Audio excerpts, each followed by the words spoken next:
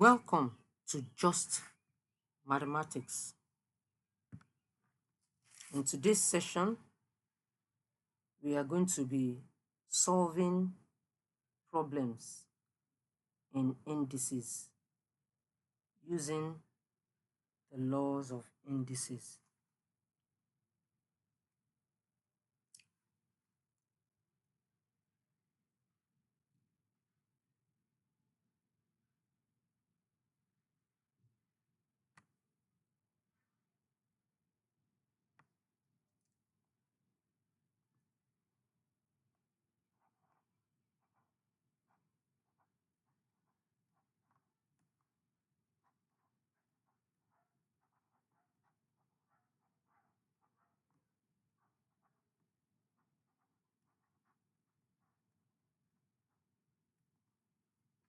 Okay, so before we continue, I will like you to go through your notes on the laws of indices. Remember, we had 7 of them in our previous sessions. So, and I believe that you already have a note on them because we are going to be applying those laws to solve problems in indices.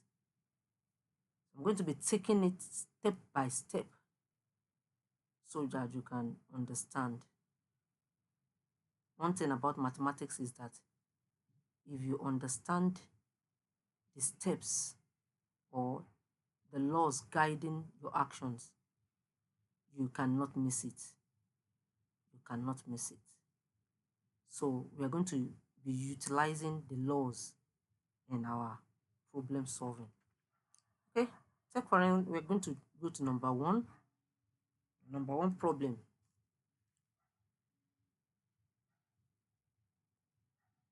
We have 4 raised to power 1 all over 3 times 8 raised to power 1 all over 3.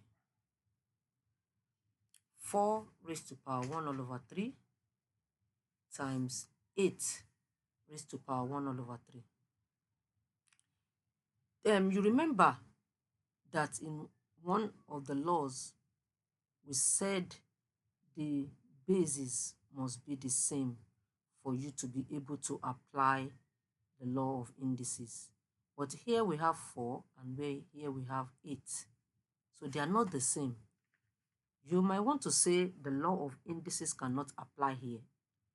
Well, if you look further, you see that we can do something to bring this to the same base. To bring this to the same base. And what can we do? We can break 4 down to be what? 2. What is 4? 4 is the same thing as 2 raised to power 2. Do you understand? 4 is the same thing as 2 raised to power 2. Okay? Don't forget, we still have our raised to power 1 all over 3 outside. Times, we can bring this 8 down to 2. We can break it down to 2. And 8 is what? 2 raised to power 3.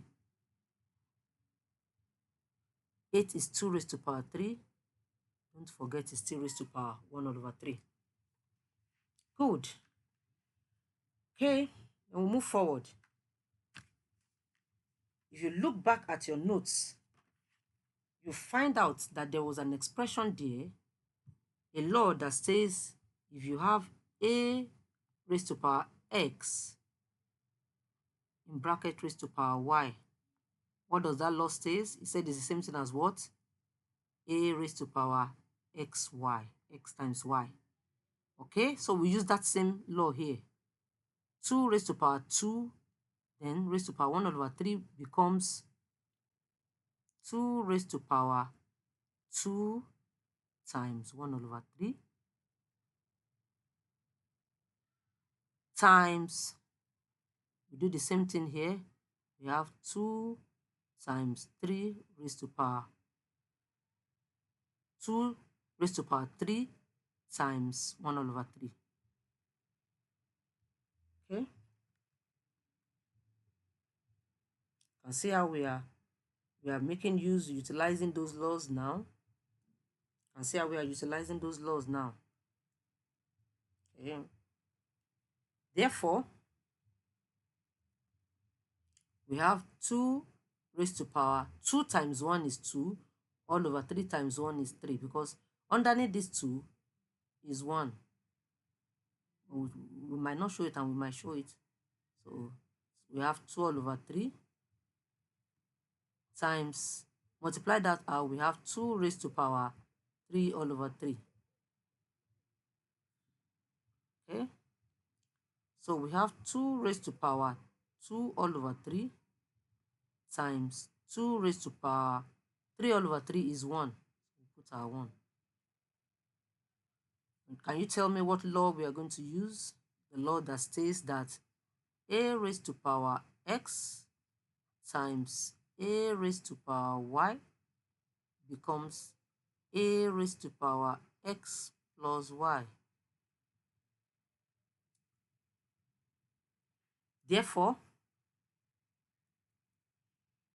2 raised to power 2 all over 3 times 2 raised to power 1 is equals to 2 raised to power 2 all over 3 plus 1. Okay, can we do 2 raised to 2 all over 3 plus 1? This one is the same thing as 1 all over 1, isn't it? For the LCM is 3. 3 divided by 3, 1, times 2, 2. 3 divided by 1, 3, times 1, 3. So we have 5 all over 3. Therefore, our answer is 2 raised to power 5 all over 3. That's the answer. Is that clear? I think it's so simple. We are making use of the laws of indices, and we want to take it one step after the other before we start to go into the more complex problems.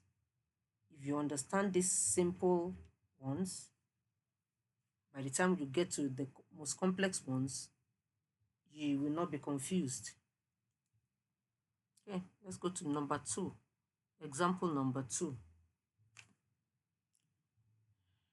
We want to solve for 125 raised to power 2 all over 3 times 5 raised to power minus 1. I want to solve for that. And I'm going to take you through 2 routes to solve this. In mathematics, there are, for a particular problem, you can have more than 2 ways to solve them. In this particular example is to illustrate to you that you can actually solve a mathematical problem in more than one way. So I'm going to solve it the first way, and I want you to pay rapt attention. Okay, taking it one after the other. Don't forget what the question is.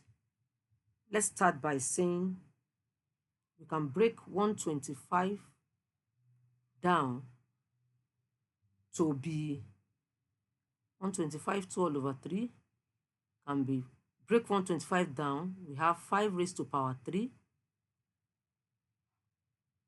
into 2 all over 3, altogether raised to power 2 all over 3, right? Can I continue, or you want to look at it further? That's that. So bringing it down and returning it back to the equation, so you have your 5. Remember that they are not even on the same base. 125, this is a base of 125, this is a base of 5. So actually what I want to do, or what I did here, was to bring both of them down to the same base,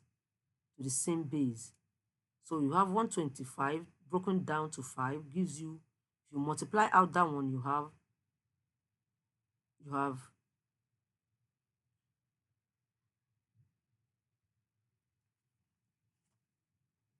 excuse me, 3 times 2 all over 3. And say that this 3 cancels this 3 to give you 5 raised to power 2. Can you see what we did there?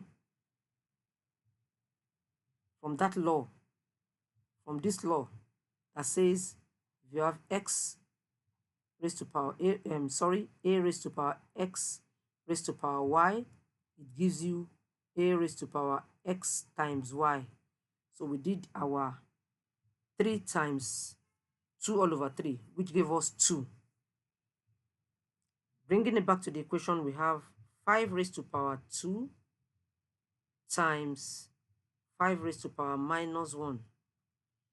If you use the law of indices here, that law states that a raised to power x times a raised to power y equals a x plus y.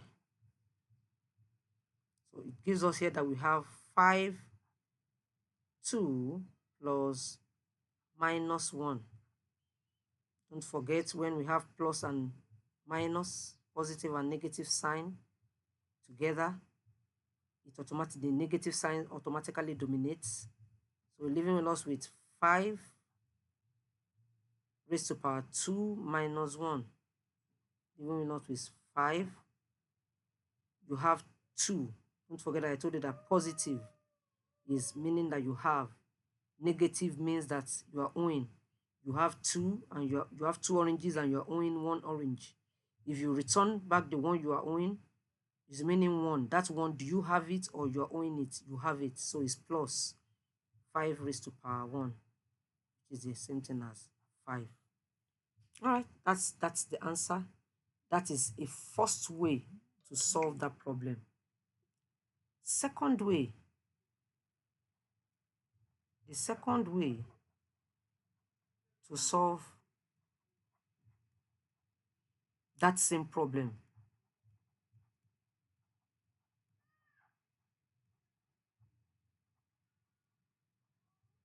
okay. The second way, we have, what is the problem? We have 125 raised to power 2 all over 3 times 5 raised to power minus 1. This is the same thing. 125 raised to power 2 all over 3 is the same thing as 125 raised to power 1 all over 3 times 2. Do you understand? Look at our past lecture to understand that. Therefore, it's given us the cube root of 125 squared. That law, you remember that law? That law is coming from the law which states that when you have a raised to power x all over y is the same thing as the y root of a raised to power x. The same thing here. So we have this 2 all over 3. So it's the cube root of 125 raised to power 2. And if you solve that, the cube root of 125 means what can you multiply 3 times to give you 125? That is 5. The cube root of 125 is 5 squared. 25 squared, my apologies, 5 squared is 25. Okay, so you can bring it down, or don't even let us go there. Let us go there. Let us skip that step.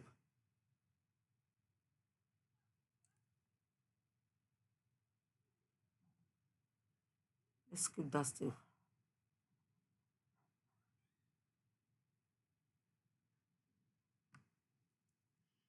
So we have the cube root of 125 to be 5 squared. 5 squared, leave it as that. So coming back to the equation, we can now put 5 squared times 5 raised to power minus 1. And using our law of indices, it will be what? Can you tell me what it will be? 5 raised to power 2 plus minus 1. Good. Which will give us, when plus and minus comes together, it will give us what? Minus. Good. So we have 5, 2 minus 1, which will give us 5 raised to power 1, which gives us 5. And see that is the same answer we got with the other way of solving it. The same answer we got, 5, 5. So that is simple problems, very, very simple problems in indices. You can take your textbooks and solve more.